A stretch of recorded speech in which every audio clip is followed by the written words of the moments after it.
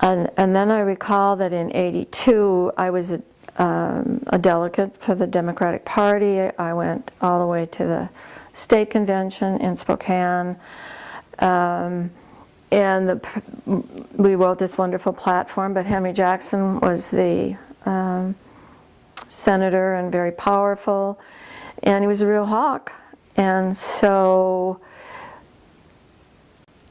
there was this huge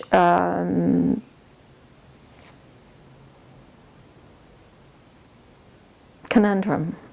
We could not do anything about the way he voted. And I became somewhat disillusioned at that point, realizing that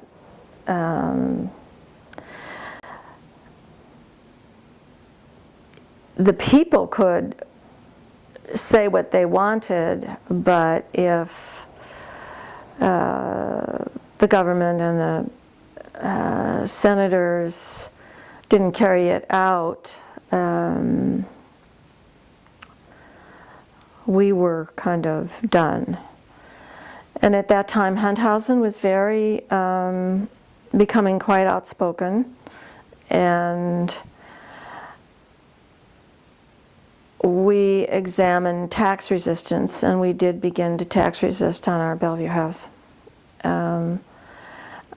So we would, and that was quite a big thing for us. This was a huge step.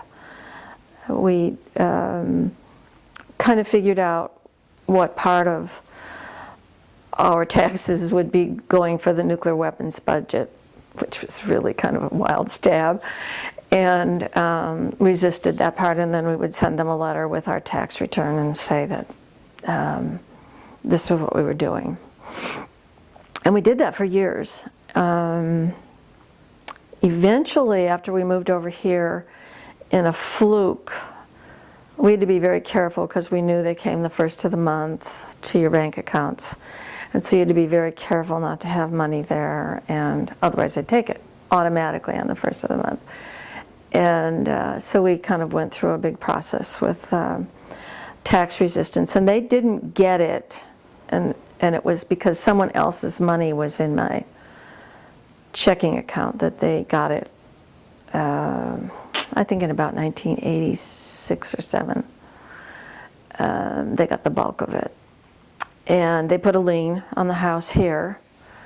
And they came to the door and threatened us. And so that was a little scary.